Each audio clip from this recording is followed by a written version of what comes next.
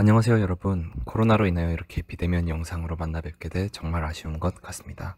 원래 대면으로 하는 상황이 아니기에 여러분들이 최대한 지루하지 않고 재미있게 들어주실 수 있도록 영상의 시간을 줄였습니다. 혹시 궁금하신 점이 있으시다면 부담 가지지 마시고 질문 남겨주시면 최선을 다해 답변해 드리겠습니다. 그러면 본격적으로 논문을 시작하기에 앞서 논문에 대해 설명해 드리려고 합니다. 저희 학교 1분 스피치를 들어보신 분들은 대략적으로 알고 계실 수 있겠지만 저희 학교의 논문은 출애굽부터 시작되어 이스라엘과 함께 하셨던 하나님이 이루어내신 해방과 혁명의 의미를 먼저 알아보고 출애굽부터 시작되는 해방의 과정에서의 민중들은 어떠한 존재인지 그리고 민중들이 얻는 행복은 무엇인지 알아보며 그들의 행복이 현재를 살아가는 우리에게 어떤 의미를 주는지 알아보고자 합니다. 그리고 마지막으로 우리가 살아가고 있는 현실에는 어떤 문제가 있는지, 그리고 우리는 어떠한 교육의 방향성을 통하여 하나님의 나라를 이루어낼 수 있는지, 그리고 그 과정에서 어떤 행복을 얻을 수 있는지 알아보고자 합니다. 조금 딱딱한 내용일 수 있지만 재밌게 들어주시면 감사하겠습니다. 왜 굳이 출애굽기에서의 이스라엘 민족과 하나님이냐 하고 의문을 가지실 수도 있습니다. 이에 대한 답으로 저희는 출애굽기의 이스라엘 민족이 하나님이 우리가 모르는 모습을 하고 있었기에 라고 답해드릴 수 있을 것 같습니다. 그리고 실질적으로 다루는 내용은 민수기이지만 출애굽기에서의 민족이 계속해서 이어지기에 이해가 수월하시도록 돕기 위해 출애굽기에서의 이스라엘 민족과 하나님을 이야기한 것입니다. 여러분이 아는 이스라엘 민족의 출애굽부터 이어지는 이야기는 어떤 내용이신가요? 이스라엘 민족이 애굽에서 하나님의 도움으로 나오는, 그리고 하나님의 도우심으로 땅을 얻는 그런 아름다운 내용인가요? 사실은 그렇지 않습니다. 출애굽 후에 가나안에 들어가기 위한 전쟁뿐만 아니라 아말렉을 쳐서 재산과 사람들, 동물들까지도 모두 죽이라고 사무엘을 통하여 하나님께서 명하시고 뜻하신 것은 틀림없는 사실입니다. 그러나 이러한 것들은 이스라엘 민족이 선택받았다는 선민사상으로 정당화가 되죠. 쉽게 이해가 안 되죠. 사랑의 하나님이 이렇게 잔인하게 다 죽이라고 하시다니. 이러한 의문에 대한 답은 생각보다 간단합니다. 야훼, 즉 하나님은 우리가 아는 사랑의 하나님이 아닌 다른 모습을 가지고 있었습니다. 그 모습은 이집트로부터 착취당하던 노예들의 해방을 위해 앞장서는 전쟁신의 모습이었죠. 야훼가 전쟁신의 모습이 되었다는 근거는 출애굽기 15장에 남아있는 모세의 노래에서 볼 수 있습니다. 이 노래에서 야훼는 용사, 즉 군인이었습니다. 만군의 여호와라는 말 또한 야훼가 전쟁신이었다는 것을 이야기하는데, 만군의 여호와에서 만군은 한자로 해석한다면 만군, 만명의 군사로 많은 병사를 뜻하는 말로 해석되는데, 이는 야훼가 많은 병사의 신이었다는 것을 의미하는 것이죠. 전쟁신 야훼라면 잔인하게 다 죽이라고 명령하시는 것도 어느 정도 이해가 되지 않나요? 이러한 전쟁신 야훼가 함께하는 이스라엘 민족은 애굽의 지배 세력으로부터 벗어나고 40년간 광야 생활을 한 후에 가나안 땅을 차지하기 위한 전쟁을 합니다. 40년간의 광야 생활 이후에 여호수아의 하비루 부대는 해방군으로서 기존 이집트의 지배에 저항하는 가나안 농민 해방군에 합세하여 도왔습니다. 여호와의 부대, 즉 이스라엘 민족과 농민 해방군의 연합이 이루어진 것입니다. 농민 해방군과 연합하는 것을 통해 단순하게 가나안 땅에 들어가는 것이 아닌 이스라엘 민족은 이집트의 지배에 저항하는 해방전쟁을 치른 것이 됐습니다. 그런데 이 연합에서 서로 믿는 신이 달랐습니다. 여호수아의 하비루 부대가 믿는 신은 우리가 알다시피 야훼였지만 농민 해방군의 신은 엘 샤다이였던 것이죠. 엘 샤다이는 당시 가나안 지배층의 종교인 바알 신에게 밀려난 신이었습니다. 농민 해방군은 지배자의 이데올로기를 거부하기 위해 가나안 지배층의 종교인 바알을 거부했고, 그래서 엘 샤다이를 숭배했던 것이죠. 여기서 의문점이 생길 수밖에 없을 것입니다. 분명히 우리가 아는 야훼는 10계명에 나 외에 다른 신을 섬기지 말라고 할 정도로 다른 신들을 섬기는 것을 금지시하였죠. 그러나 이 의문에 대한 해답을 성경 말씀에서 찾을 수 있습니다. 야훼께서 아브라함에게 말씀하시기를 나는 엘 샤다이다. 창세기 17장 1절의 말씀인데요. 즉 야훼와 엘 샤다이는 같은 신이었기에 이스라엘 민족과 농민 해방군의 연합이 이루어질 수 있었던 것이죠. 야훼와 엘 샤다이가 하나였다는 것, 즉 이스라엘 민족과 농민 해방군이 만나서 연합했다는 것은 단순한 우연이 아니었습니다. 이들의 연합은 침략 전쟁이 아닌 지배 세력으로부터의 해방 전쟁이라는 명분을 가지게 되는 연합이었던 것이죠. 창세기 15장 7절 9절에서도 알 수 있듯이 땅을 도로 찾아주겠다는 야훼의 약속도 있었습니다. 이 약속의 성취를 위해서 하비루들은 요르단강을 건너 농민 해방군의 전쟁에 합세한 것이었습니다. 그리고 해방 전쟁은 서서히 다가와 여리고성에 가까워지게 됩니다. 성서에 엿새 동안 성 주위를 돌다가 이르되는 날 나팔소리와 함성으로 여리고성을 함락하는 묘사는 하나님의 개입으로 점령했다고 하죠. 그러나 이는 힘을 들이지 않고 여리고성을 점령했다고 하는 것을 강조하기 위한 묘사일 뿐 연합군과 여리고성 안의 사람들과의 전투가 없었던 것은 아닙니다. 여호수아 24장 11절을 보면 너희가 요단강을 건너서 여리고에 이른즉 여리고 주민들 곧 아모리 족속과 여부스 족속이 너희와 싸우기로 내가 그들을 너희의 손에 넘겨주었으며 라는 구절이 나오는데, 이 구절에서 알 수 있듯이 여리고인들도 여호수아의 부대의 공격에 맞서는 부족들 가운데 하나였던 것입니다. 객관적인 사실로 볼 때 12명의 정탐꾼 대부분은 이기지 못한다고 하였음에도 여리고성 사람들을 이길 수 있었던 것에는 이유가 있을 것입니다. 우리는 그 이유가 함성을 신호로 여리고성의 시민들이 덜치고 일어나 지배자들을 물리치고 상문을 열었던 까닭이 아니었을까 추측해 볼 수 있습니다. 농민해방군과 같은 사람들이 여리고성 안에도 있었을 테니 말이죠. 그럼에도 하나님이 임재하셔서 함께했다는 점들은 달라지지 않습니다. 우리가 알아야 하는 중요한 점들은 야훼가 해방전쟁을 위해서 직접 전쟁신이 되어 이스라엘 민족과 농민해방군을 도왔다는 것이죠. 그리고 여리고성 함락은 지배세력으로부터의 해방의 마침표와도 같은 의미인 것입니다. 해방의 마침표를 찍고 잘 살았으면 좋겠지만 아쉽게도 그렇지 못하였습니다. 그들은 지배세력으로부터의 해방을 이뤘지만 다시금 지배세력을 만들죠. 그때는 이스라엘의 왕이 없어서 사람마다 제멋대로 하던 시대였다. 판관기 21장 25절의 말씀인데요. 이스라엘 민족이 해방을 이루어낸 후에 왕이 없기에 무정부 상태고 사람마다 제멋대로 사는 질서 없는 혼란기였다는 말인데, 억압과 착취에서 벗어난 하비루들과 농민들이 평등한 사회를 만들고 자유롭게 살고자 한 것이 이 글을 작성한 지배계층인 왕실 사가의 눈에는 그렇게 비쳤을 것입니다. 왕이 없었던 시기에 혼란이 아예 없는 것은 아니었을 것입니다. 그래서 혼란을 줄이고자 힘의 격차, 빈부격차로 인해 생긴 억울하고 불평등한 일이 생기면 나이가 있는 사람들 가운데서도 존경받는 사람들이 모여 시비를 가렸습니다. 성서는 그들을 장로라고 불렀습니다. 그러나 왕이 없던 시기 이 새로운 공동체는 끊임없는 외적의 침입을 받아야 했고, 그때마다 하나님의 영을 받아 용사가 나타났습니다. 이들은 판관이라 불리는데 삼손과 기드온이 대표적인 예입니다. 외적의 침입이 있었지만 그래도 평화롭게 유지되던 평등사회는 블레셋의 침략으로 한계에 맞습니다. 초인적인 힘과 용기를 가진 삼손으로도 블레셋을 막지 못하자 백성들은 사무엘에게 왕을 세워 나라를 지키게 해달라고 요청합니다. 사무엘은 왕을 세운다는 것이 어떤 것인지를 이야기하며 만류하지만 백성들은 왕을 고집하고 하나님도 이를 허락하시죠. 결국 판관들 시대의 민족 영웅이었던 사울이 왕이 됩니다. 이후에 많은 전쟁이 있었죠. 그리고 우리가 잘 아는 이야기인 다윗과 골리앗의 전투에서 다윗이 승리합니다. 승리하는 것으로 끝났다면 좋았겠지만 개선하고 돌아오는 이스라엘군을 향해서 아낙네들이 그만 다윗과 사울을 비교하며 다윗을 추켜세우는 노래를 부르고 말죠. 그로 인해 사울은 다윗에게 왕의 자리를 빼앗길지 모른다는 생각에 다윗을 그의 부대와 함께 내쫓았습니다. 결국 다윗과 그의 부대가 없어 허울만 남은 사울의 군대는 길보아산에서 박살이 나고 사울과 그의 아들 요나단도 함께 전사합니다.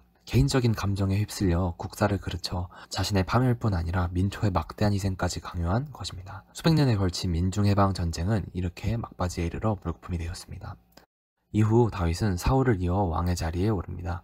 다윗은 장인이자 임금인 사울의 손에 여러 차례 죽을 고비를 넘기며 민중의 삶을 살 수밖에 없었습니다. 그런 민중의 삶을 살았던 다윗조차 왕이 되면서 전제군주로서 익숙해지고 말았습니다.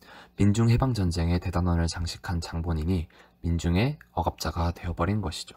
예언운동은 해방을 열망하는 억눌린 민중의 힘이 터져나오는 데서 시작되는 것입니다. 성서에도 나와있듯 예언자들은 사회에서 존경받는 계층이 아니었습니다. 엘리사의 제자나 예레미야의 경우를 보면 알 수 있죠. 신에게 사로잡혀 강요된 삶을 살아갔다는 점에서 이스라엘의 예언자는 한국의 무당과 비슷한 부분이 있습니다. 예언자도 무당도 사회에서 존경받지 못하고 천대를 받아가면서도 그걸 탓하지 않고 남의 아픔을 짊어지고 풀어주는 것을 천직으로 여기는 사람들이었습니다. 예언자들은 하나님의 말씀을 위해서 살아갔기 때문에 사람들이 듣기에 달콤한 말을 하지 않았습니다. 한국의 무당들처럼 그들이 부르시는 신에게 사로잡혀 신이 이스라엘에 하는 말만을 전하는 그 모습은 사람들에게 미치광이로 보였을 것입니다. 그것은 비단 예언자들만의 모습은 아니었습니다. 사울과 군졸의 이야기에서 보이는 예언자들의 집단접신 경험은 사무엘 시대에 전후하여 그들뿐 아니라 바알의 예언자들에게서도 나타났습니다. 그러니까 이는 오래도록 억눌려 지낸 민중이 더는 참을 수 없어 몸부림치며 나온 공통된 사회현상인 것이죠. 예언자들이라고 하면 흔히 말씀을 전하고 말씀을 예언한다고 생각합니다. 그러나 예언자들의 원어인 히브리어 나비라는 말에는 그런 뜻이 없습니다. 어떤 학자는 이것이 입에 거품을 문다는 말에서 왔다고, 혹은 부르심을 받은 사람이라는 뜻이 있다고 풀이하기도 합니다. 그리고 구약 성서에는 예언자들을 이끄는 것은 예외 없이 야훼의 영 아니면 하나님의 영으로 표현되죠. 즉 예언자들이 하는 것은 단순한 말씀이나 몸짓이 아니었습니다. 하나님의 영이 인도하는 몸짓이었던 것입니다. 굿과 예언 종교에서 그러하듯 말 못지않게 말보다 더 중요한 것은 몸짓, 몸부림입니다. 질서가 잡혀 무엇이라고 말할 수는 없지만 체험될 뿐인 그것이 앞서고 그 후에 나오는 말이어야 역사를 변혁시켜 새 질서를 줄 수 있는 말이 되는 것입니다. 히브리 민중사에서 사무엘은 엘리에게서 제도화된 종교의 한계를 본 후에 그것을 깨닫습니다. 그러나 내용 없는 형식만큼 형식이 없는 내용 역시 무엇 하나 되지 않을 걸 알아서 그는 제사를 소중하게 생각했다고 합니다. 일례로 사무엘상 9장 말씀 중에 그가 감사기도를 올리기 전에는 아무도 음식에 손을 대지 못했다는 일화가 나옵니다. 그리고 그는 역사를 변혁시킬 수 있는 힘을 가진 종교를 나비들의 종교 경험과 몸놀림에서 찾았던 것 같습니다. 사무엘이 사울에게 기름 부어 왕으로 세운 다음 돌아가는 길에 만날 세 가지를 알려줄 때 나비의 무리에 관한 이야기가 있었는데 그 무리가 있던 장소가 블레셋 부대가 있는 하나님의 언덕이 산당이었습니다. 사무엘은 새로운 종교 운동을 블레셋의 코앞에서 벌이고 있던 것이지요. 사무엘은 나비들에게서 민중의 힘을, 즉 민중의 몸짓을 본 것입니다. 민중의 억눌린 감정의 본질을 비로소 본 것입니다. 해방을 위한 몸짓들이 단순히 그들이 미쳐서가 아닌 억눌린 감정을 표출한다는 것임을 본 것입니다. 이러한 사무엘의 예언운동이자 민중해방운동은 정치적인 운동이었습니다. 눌려 짓밟히는 농민과 노예의 해방을 위해 투쟁하는 일이 신앙의 실천 내용이 된다는 그런 의미에서 정치적인 해방과 종교적인 해방은 하나이기 때문입니다. 현주에 와서는 종교적인 의미가 정치적 이득을 위하여 사용될 수 있기 때문에 이러한 주장을 흔쾌히 받아들이기 쉽지 않을 수 있지만 본래 정치적인 해방과 종교적인 해방은 야훼가 전쟁신으로서 지배 세력으로부터의 해방 전쟁을 도왔던 것처럼 그 목적을 같이 했습니다. 앞서 말한 것처럼 눌려 짓밟히는 농민과 노예, 즉 민중의 해방을 위해 투쟁하는 일은 신앙 실천 내용이 되기도 합니다. 우리는 지금의 삶을 살아가며 해방을 염원하는 민중들과 함께하는 것이 실천 신학의 한 분야인 것을 인식해야 합니다. 그러지 못할 때 우리는 권력이 아부하는 어용이 되기 십상이기 때문입니다. 그리고 그렇게 된다면 더 이상 하나님이 역사하시는 해방운동은 이루어지지 않게 될 것입니다. 우리는 실천 신약의 한 분야로서 해방을 염원하는 민중과 함께하는 것에 대해서 알아보아야 합니다. 그들이 어떤 존재인지 알지 못하는 채로 그들과 함께한다는 것은 실천의 대상 자체의 특성을 모르고 함께한다는 것이기에 이는 거짓된 위선이며 진정한 실천으로 이어질 수가 없기 때문입니다. 그리고 우리는 민중을 이해함으로 출애굽의 이스라엘 민족이 고난 가운데 얻은 행복에 대해서 그리고 이 시대에 우리가 얻어야 하는 행복에 대해서 알 수 있을 것입니다. 이제부터는 민중이 어떤 사람들인지, 어떻게 민중을 하나님 나라의 일꾼으로 변화시킬 수 있을지에 대해 알아보겠습니다. 해방의 주체가 되는 하나님의 파트너로 부름받아 세상을 바꾸어내는 민중은 어떤 사람들일까요? 민중에 대한 정의는 사실 한 가지로 정의하기는 어렵습니다. 그러나 몇몇 학자들의 의견을 종합하여 민중을 정의하자면 세 가지 정도의 기본적인 명제들로 정리될 수 있습니다. 첫째, 민중은 사회 하층민, 피지배 계층이다. 이들은 권력을 잡지 못한 사람들이고 누군가의 제재 혹은 지배를 받는 사람들입니다. 그리고 이들은 권력에서의 열쇠로 자신의 뜻을 펼치지 못하며 자유로운 주체로서 살아가지 못하는 사람들입니다. 둘째, 민중은 불의한 억압에 저항하는 이들입니다. 민중은 그저 사회와 부당한 지배에 순응하는 소시민, 대중과는 구분되는 다른 존재입니다. 그들은 그들을 악하게 이용하고 억압하려는 사람들 혹은 사회 구조에 저항하는 이들입니다. 셋째, 민중은 사회를 변혁할 힘을 가진 이들입니다. 민중은 무력한 것 같지만 오히려 그들이야말로 누구보다 새로운 세상, 새 역사를 갈망하기에 세상을 바꿀 힘이 있는 존재들입니다. 사회 하층민이면서 불의한 지배에 저항하며 새 역사를 갈망하는 자들, 바로 그 사람들이 민중이라고. 그러나 성서도 이와 아주 닮은 모습의 민중들을 보여줍니다.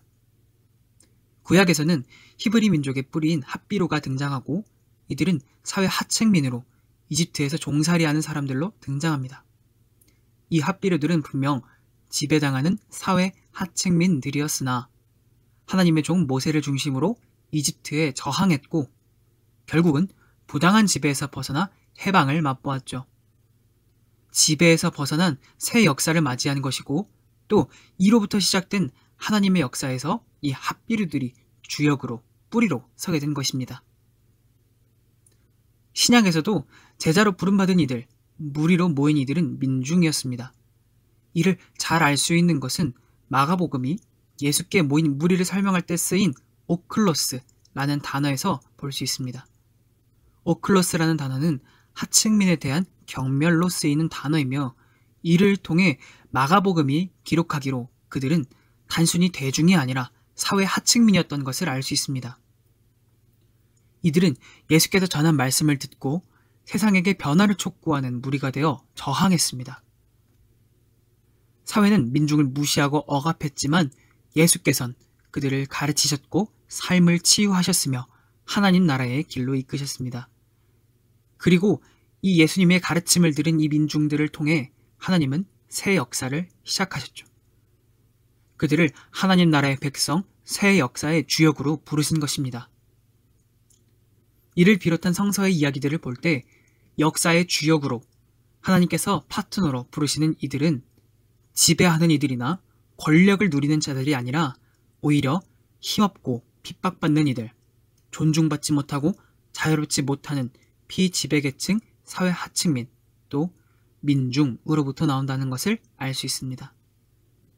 그들이 하나님의 뜻에 따라 저항하고 해방을 외치자 그들이 속한 세상은 분명 변했습니다. 그렇기에 우리가 주목해야 할 이들, 이 땅에서 하나님의 뜻을 이룰 동역자로 우리가 세울 사람들은 지식인이나 권력층만이 아니라 오히려 민중이라는 것입니다. 이에 우리는 낮은 자를 들어 쓰시는 하나님의 뜻을 따라 가장 낮은 곳에서 먼저 섬기신 예수의 모습을 따라 민중과 함께 걸어가야 한다는 것이죠. 그렇다면 이 민중이 가진 힘의 원동력, 그들이 끊임없이 새 역사를 갈망하게 만드는 것은 무엇일까요? 바로 그들이 가진 한입니다. 한은 민중의 염원과 그 좌절로부터 나옵니다. 부당한 현재에서 벗어나 진정한 살맛 나는 터전인 새 역사를 갈망하지만 자신의 가능성을 펼쳐내고 싶지만 민중들을 좌절시키는 현실에 절망하여 쌓이는 분노와 슬픔이 바로 한의 정체입니다. 한은 민중의 내면에 쌓여 그들로 하여금 분노하게 하고 포기하지 않게 하며 새 역사를 더욱 강력히 갈망하게 합니다. 이 한이야말로 민중이 역사 변혁의 주체로 서게 만드는 동력인 동시에 하나님을 찾게 만드는 계기가 됩니다. 그렇다면 한은 그저 그대로 방치되어야 하는 것일까요? 그 자체만으로 충분히 역사 변혁의 강대한 힘일까요? 그렇지 않습니다. 한은 분명 많은 의미를 지니지만 교육을 통해 변화되고 하나님과의 만남을 통해 올바른 방향으로 해소되어야만 새 역사를 향한 올바른 힘이 될 수 있습니다.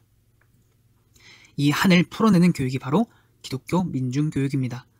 기독교 민중교육은 기독교인인 우리가 민중과 함께 하신 예수의 뜻을 따라 우리가 민중과 함께 울고 웃는 것이며 그들을 존중하면서 그들이 선을 선으로 악을 악으로 구별하게 하는 것입니다.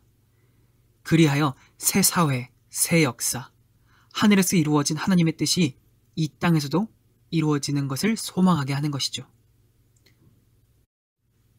이를 통해 학습자인 민중이 가진 분노와 슬픔인 한으로부터 해방되도록 돕고 새 역사를 일궈내기 위해 악순환의 뿌리인 탐욕에서부터 해방되도록 해야 하는 것입니다.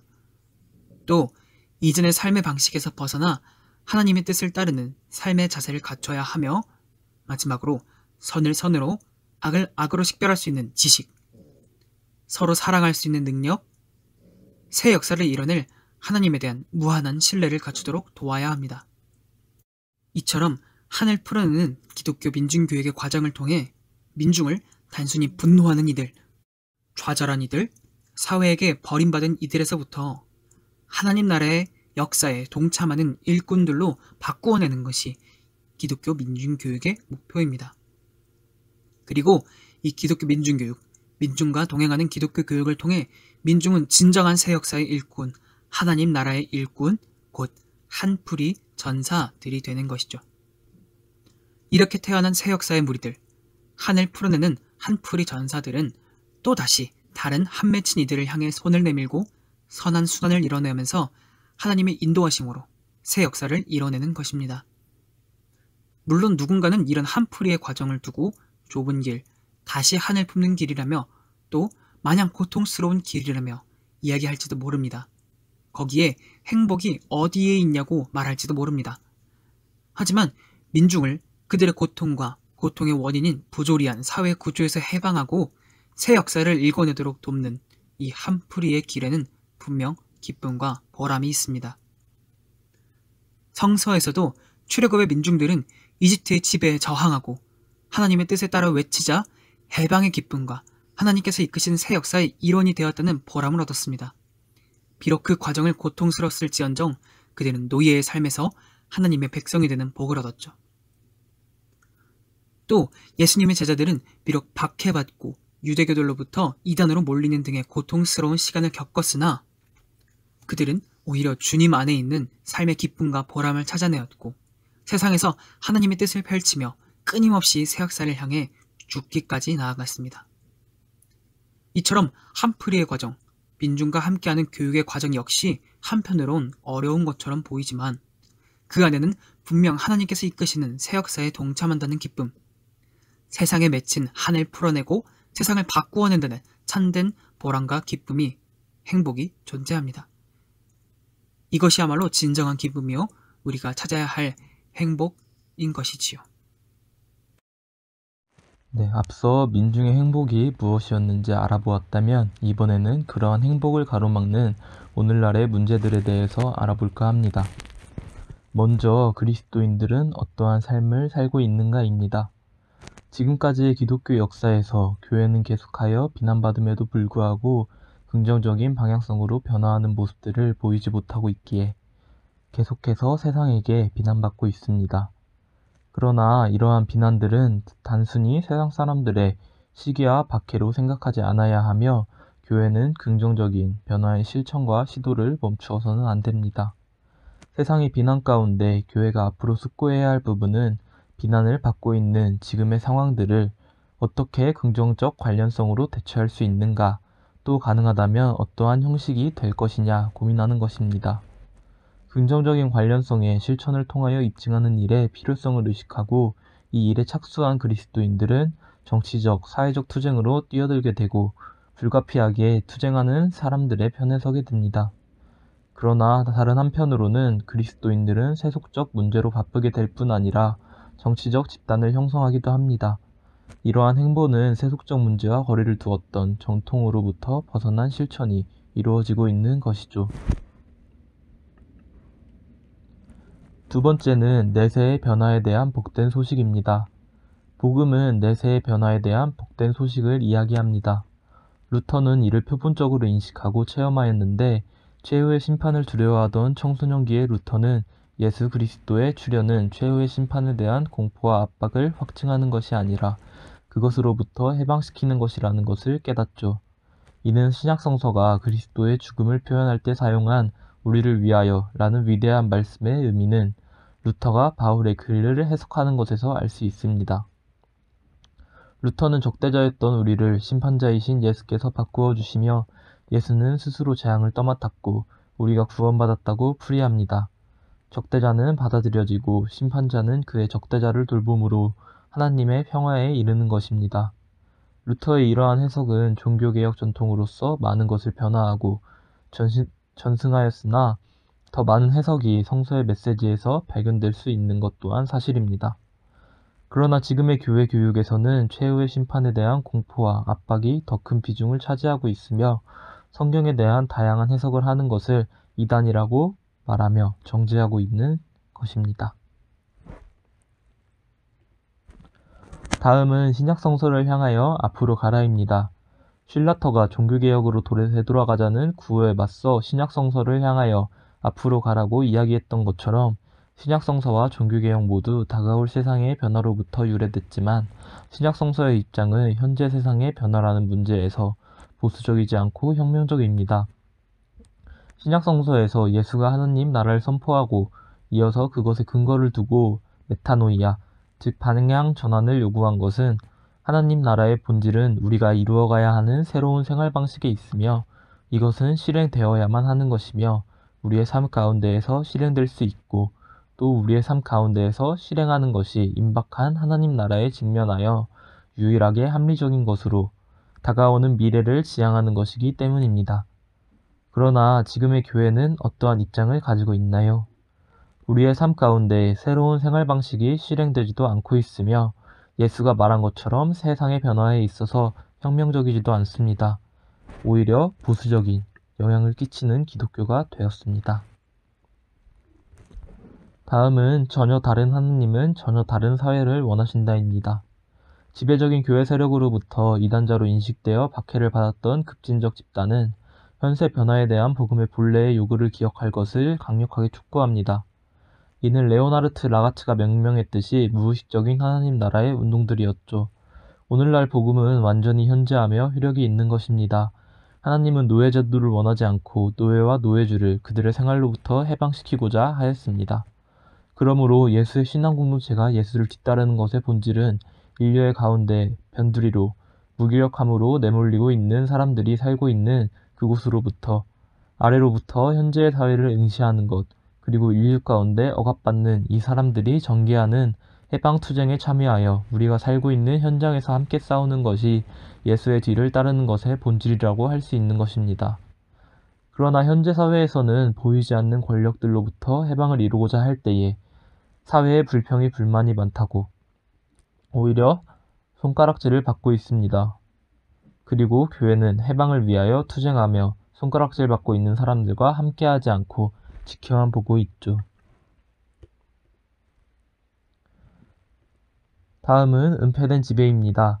지배는 은폐된 채로 또 은폐되지 않은 채로 나타납니다. 시민사회는 은폐되지 않아야 겉도로 드러나는 계급사회와 같은 지배를 제거했지만 지배를 시인하지 말아야 할 계기들로 인하여 발생하는 은폐된 지배는 제거하지 못하였습니다. 지배가 사라진 행정 위주의 사회를 만든다는 약속이 실현되지 않은 시민사회에서 은폐된 지배의 정체를 폭로하는 것, 즉 갑질과 노동자, 부당해고의 기사화 등은 보이지 않는 지배자들의 신경감인적 방어에 부딪히게 될 것입니다. 그럴 때에 기독교가 먼저 나서 새로운 날들, 평등한 세상, 은폐된 지배들로부터의 해방을 이루기 위해서 함께 싸우고 바로잡아야 하지만 현재 기독교는 그러지 못하고 있습니다. 오히려 교회에서 보이지 않는 지배 권력에 의해 이러한 일들이 생기기도 하죠. 우리는 은폐된 지배에 대하여 저항하지 않고 있는 것입니다. 앞서 어떠한 것들이 문제였는지 알았다면 이제는 저희가 앞으로 어떠한 방향성을 가지고 나아가야 할지에 대해서 이야기하고자 합니다. 첫 번째로는 새천년을 위한 기독교 교육의 방향과 과제입니다. 이는 기존의 교회 현장에서 이루어지던 죽음을 준비하기 위한 천국으로의 기독교 교육이 아니라 지금의 삶을 돕기 위한 교육으로 전개되어야 합니다. 지옥에 대한 불필요한 공포나 천당에 대한 환상으로 비교육자들을 길들이는 교육은 중단되어야 합니다. 출애굽의 하나님 야훼의 뜻과 히브리의 신앙인들, 무엇보다 유대 청년 나사렛 예수의 관심사는 오직 이 땅 위에서의 인간의 삶이 구원을 받는 삶으로서 살아가도록 하는 데 철저히 집중되어 있으며 그 과정 가운데에서 출애굽의 이스라엘 민중이 예수가 바울이 얻었던 행복처럼 자신이 하나님 나라를 위하여 살아가는 것에 대한 의미와 행복을 얻는 것이기 때문입니다. 그 다음은 하나님의 나라의 혁명에 관한 명제들입니다. 예수의 부활은 그가 선포한 말씀과 그의 사역의 정당성을 확증하는 하나님의 연대의 표식일 뿐만 아니라 하나님 나라 혁명은 인간의 음모, 폭력, 저항을 뛰어넘어 현실화가 됨을 명백히 보여주는 하나님의 권능의 표식입니다. 따라서 우리는 하나님의 나라 혁명을 떠나서는 예수를 그리스도라고 고백할 수 없습니다. 그러므로 교회의 존재 의미는 하나님의 나라 복음을 선포하는 일과 세계를 번역하기 위해 봉사하는 일에 있습니다. 그렇게 앞으로 교회는 기독교 교육을 통해 하나님 나라의 혁명에 상응하는 대안적 삶의 모델을 실천하며 세상에 보여줌으로써 그 나라의 현실을 증언해야 할 것입니다. 마지막으로 이 모든 것을 아우르는 행동으로 증언하라입니다. 예수의 상산설교 마지막 말은 행하라는 것이었습니다. 그리고 예수는 거듭하여 새로운 진리를 삶 속에서 실천할 것을 요청하고 있습니다. 예수는 제자들보다 앞서 세상의 소금이 되었습니다. 자신이 먼저 죽음을 감수하면서까지 세상의 소금으로서의 역할을 직접 해보인 것입니다. 그렇기에 우리는 이름뿐인 그리스도인이 되지 않기 위해서 예수를 따라 세상의 변화시키는 소금이 되어야 하는 것입니다. 그리고 이 사명을 다할 때 궁극적으로 하나님의 나라 성취에 대한 행복을 얻게 되는 것이죠. 세상의 소금이 되기 위한 실천과 사명에서 오는 순종과 행복, 이는 앞서 말한 민중이 느끼는 기쁨과도 같습니다. 세상의 밑에서부터 해방을 바라며 야훼를 찾아가는 민중들의 기쁨과 세상을 변화시키기 위하여 세상의 소금이라고 부름받으며 세상을 살아가기를 요구받는 이들의 목표는 결국 하나님 나라로의 변화를 꿈꾸는 것으로 결국 하나님 나라라는 것을 쫓아가며 동일한 행복을 얻게 되는 것입니다. 들어주시느라 고생 많으셨습니다. 결론입니다. 앞으로 우리가 살아가는 이 사회에서 우리에게 요구하는 행복은 세상의 행복들일 가능성이 농후합니다. 교회 내에서도 많은 돈, 많은 권력, 교회의 규모, 이러한 것들이 기쁨의 기준이 되는 경우가 지금도 보이고 있기 때문이죠. 그러나 성경의 말씀에서 또 민중의 존재에 대해서 알아가며 우리가 알 수 있는 것은 우리가 얻어야 하는 행복, 그것은 기존에 우리가 생각하던 행복이 아닌 세상의 밑에서부터 해방을 바라며 야훼와 그리스도를 찾는 민중들과 같은 행복이라는 것입니다.